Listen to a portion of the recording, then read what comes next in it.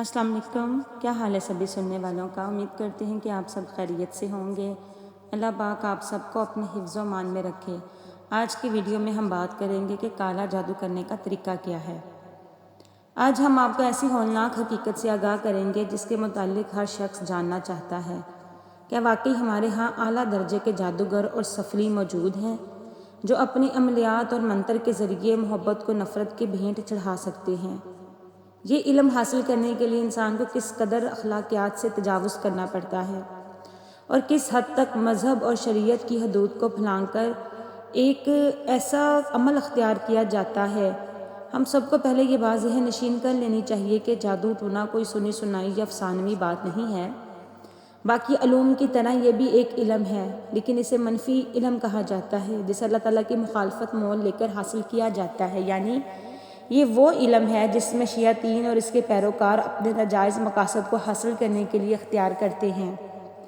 वैसे तो इंसान ने इब्तिदा ही से जादू सीख लिया था। जब शैतान को जो ताकत और अख्तियारात दिए गए, इसने इन्हें हर नाजायज़ काम के लिए बेधड़क इस्तेमाल किया।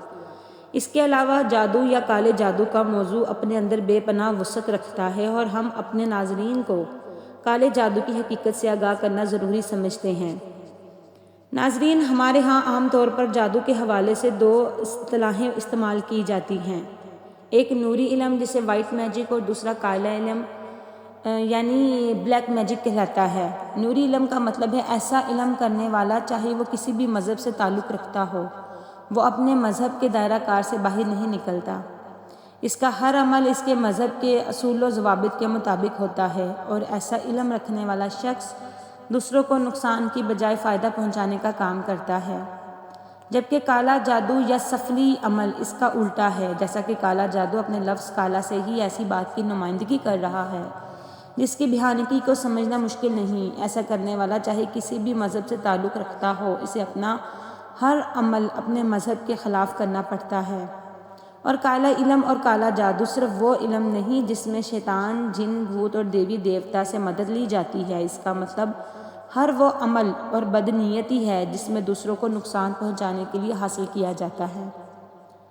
और वो अमाल जो शरीयत से बालातर हो काला जादू कहलाते हैं, क्योंकि मज़हब और शरीयत जिस काम की इजाज़त ना दे, इस काम का करना या मज़हब के बरक्स चलना भी काला जादू या काला इल्म कहलाता है।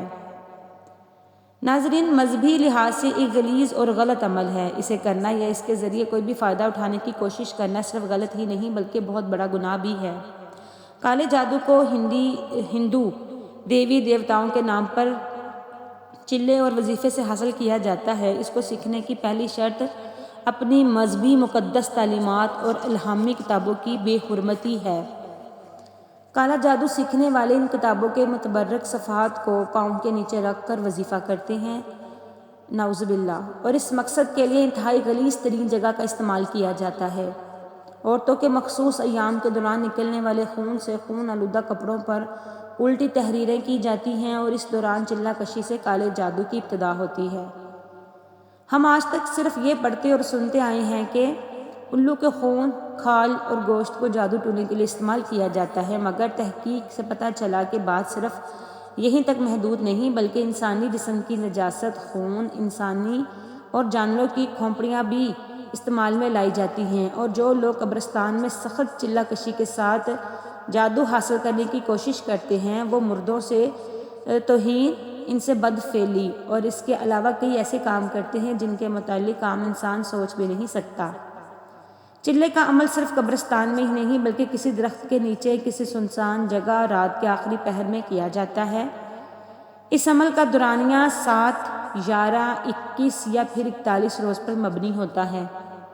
चिल्ले के दौरान कुछ तहरीर करने के लिए जानवर के कंधे की हड्डी या कोरा बर्तन इस्तेमाल किया जाता है। यही वजह है कि कसाब चिपटी हड्डी को जानवर ज़िबा करने के बाद तोड़ देते हैं और बकरी के दिल पर भी कट लगा देते हैं कि कट वाले दिल पर जादुई अमल मुमकिन नहीं रहता।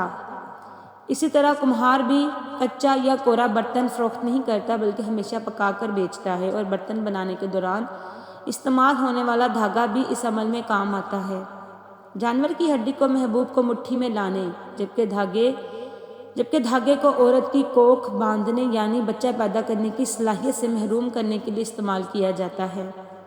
اس کے علاوہ کالے جادو میں جو چیزیں استعمال میں لائی جاتی ہیں ان میں ماش کی دال، انڈے، دھتورا، زعفران، مور کے پر، کیر کے پھول، شہد کی مکھی یعنی اکڑے کا پتا، کوے کے سیدھے بازو کا پر، گیدڑ کی آنکھ، الو کی نجاست اور خون، انسانی ناخن، جانوروں اور انسانوں کی کھوپڑیاں اور تازہ مری ہوئی خوبصورت عورت کے سر کے بال استعمال کیے جاتے ہیں۔